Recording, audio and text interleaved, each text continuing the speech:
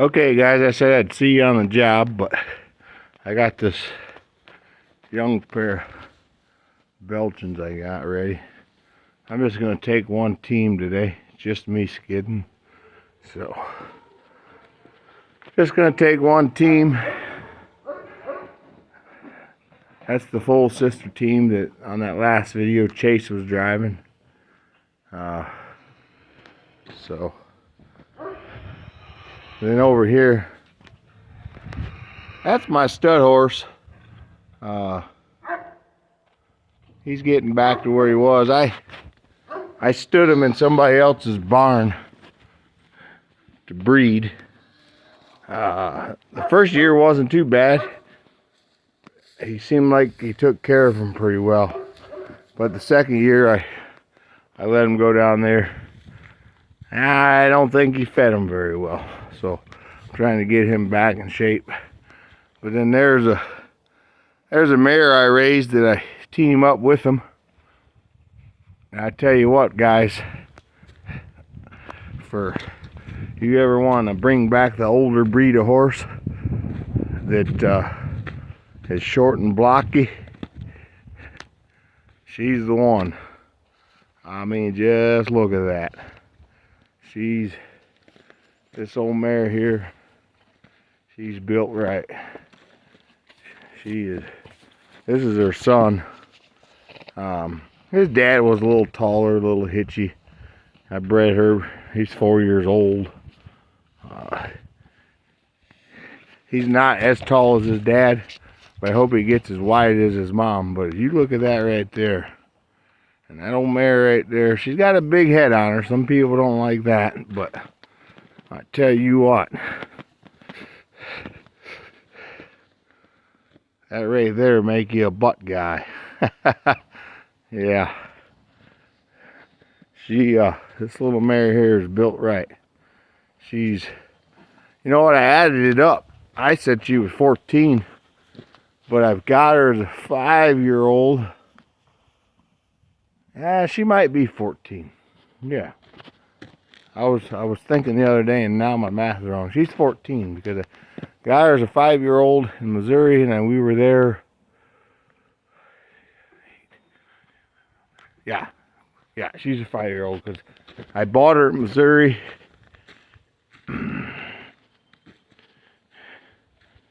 No, I didn't get her as a 5-year-old. Let's see. I don't know. I have to do the math. I have to look. She's not registered or nothing, so I can't tell. I'm just taking. I bought her from an Amish buddy of mine that had her on his farm.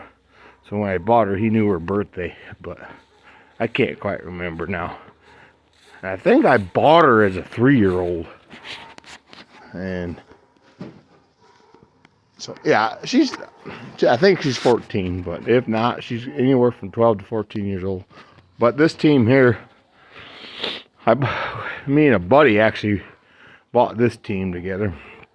I bought a pair last year of mares, and they died on us a couple months later. I bought them, and then my buddy wanted to get into horse breeding with me. And they were registered mares, and I bought that registered pulling bred stud. And anyway, I bought a pair, and they died of West Nile virus. So that was a big hit. And then a few months back, I found these horses way back, and I offered the guy some money for them. And he had it in his head that he wanted to sell them at auction at the Mount Pleasant, Michigan horse auction, and then I went there and the horses wasn't there. Well, then I was looking at a sale bill at the auction, and I seen that he was having an auction at his house. He was moving, and these horses were on his sale bill, so we ended up going there, and yeah, so we went in on these horses and bought this pair. So he's kind of I wouldn't say a silent partner. He don't help with the logging part. I work all the horses, but he, you know, when we have colts and all that, he'll be in on that when we sell colts or get into that part. But as far as that, He owns one horse and I own the other, which I don't mind. He's a good guy. So either way, I work all the horses anyway, so it don't matter to me. Like this summer, I got a lot of plowing to do. I still farm with them. Matter of fact, sitting in that little shed there's a brand new white horse plow. I plowed a little bit last year with it, but I'm gonna put out oats and redo my hayfield.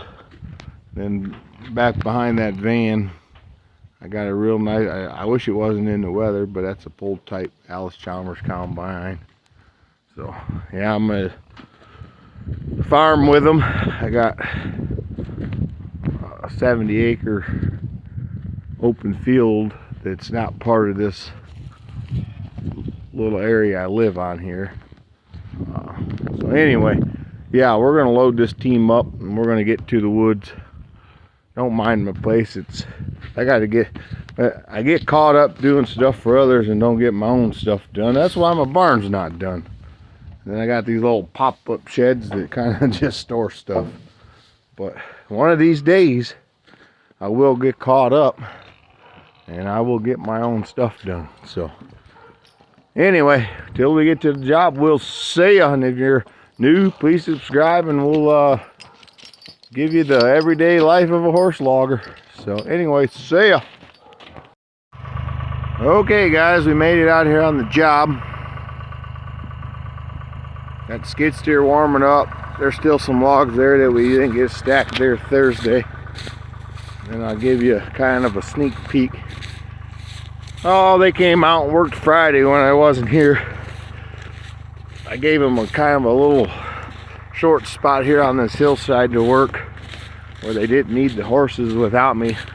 You know, all three of them really don't know how to handle teams, so I did not want to turn them loose with horses without me. So I told them to work this little hillside right here where they can just go in and grab everything with the skid steer or whatever. So that's what they did. That log pile had some on there Thursday or whatever when I was here, so they added a little bit to it, not a whole lot, but they did all right for some tree service guys, I guess. Got some little logs here, still need bucked up. So it looks like he's got. Looks like they got some that they didn't get skid out. They plugged my trail.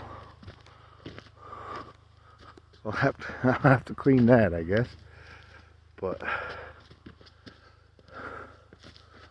I guess that'd be alright. I'll clean it, no big deal. So, ain't too many. Looks like 1, 2, 3 or 4 hitches that we got to get out of here. And then right there, I want to plunge through that spot right there of that blowdown stuff, so we could go right straight through there instead of coming up that little hill and then down that trail like we was doing, just to kind of make it easier. And this whole hillside up on top, I know the phone don't show it, but there's some decent sized popple all the way up to the very top of that hill that we're going to get out. So I had them work this little area right here Friday. I don't think they put in a full day. I think they only came and gave a couple hours, but hey, thankful for that, I guess. Them other 2 guys don't work for me. I helped them, so they came and helped me, type of thing. We just kind of swapped out. So sometimes money ain't always the key. I mean, everybody needs money, but you know, I help them cut some stuff, hauled their logs. I mean, basically what they paid me for on their job. There's some nice popple up in there. Was my fuel in the skid steer and log truck and stuff like that. Other than that, no labor. So we're kind of swapping it out. They came and helped on this job, and I believe they're going to come back. I'm not sure, but I think we're kind of working it out where they might start helping me and we'll pay them, and then we're going to swap it out. Like this summer, when the tree service business picks up and then my horse logging slows down because of the heat of the summer, that I may, well, it ain't a may, I think I'm going to help them with their tree service business. So that gives me work in the summer, and this will give them work in the winter. So that'll work out. But that's just a little update what they did Friday. Like I said, I think they only came in and worked a couple hours. We got here late just because I had to run to the bank and get a bunch of paperwork ready to do taxes, you know. You got to do that. Got to give old Uncle Sam what he thinks he's got to have.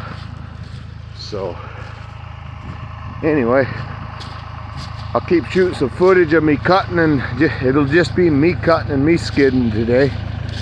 So, and then maybe Pat will hold the phone and show you a little bit of me cleaning that trail out with a skid steer. So, all right, if you're new, subscribe, and we'll keep making some videos every day of a goofy horse logger. Thank you. See ya. Hey guys, yeah, it got a little late on me. I don't think I'm going to get any videos of skidding logs today. But what I'm going to do here, I want to finish up. It's almost 4 o'clock in the afternoon. I'm going to finish up with my worker Pat. There's a few nice ones here. I'm going to finish up with him recording me felling them. So then tomorrow, I got quite a bit on the ground. Tomorrow video probably would be, if it's just me and Pat, probably be nothing but skidding. I'm not sure if my tree service guys are going to come help, my tree service buddies or whatever, they're going to come help. But, so I'm going to finish up the day here, next couple minutes, and just cut some trees down, and my worker's going to record them. So, hope you enjoy, and if you're new, subscribe. You're going to see the everyday life of a horse logger. Like I said, this is what I do for a living. This is how I make my money. I do nothing else but horse log. So, thank you.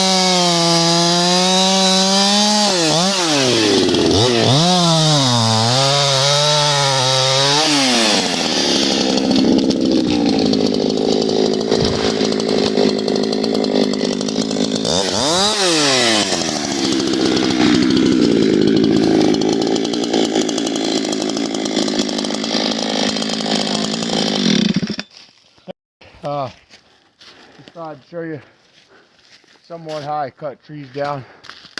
There was a fun one there that I knew it was going to do something, dropping it in these tops there that he's shining the camera at. But yeah, so I figured I'd drop some trees down at the end of the day here. Give us some more to skid out tomorrow. So tomorrow's video is going to be nothing but skidding, I'm pretty sure. Unless I get help from Chase and Justin, and then I might skid and I might turn Chase loose on cutting. He could cut pretty decent. So yeah, so that was 1, 2, 3, 4, 5, 6, 7 trees. So yeah, so yeah, there's 1, 2, 3, 4, 5, 6, 7. Yeah, 7 trees in this video, that short little time. So anyway, all right, if you're new, subscribe, and we'll just keep making videos every day. All right, see ya.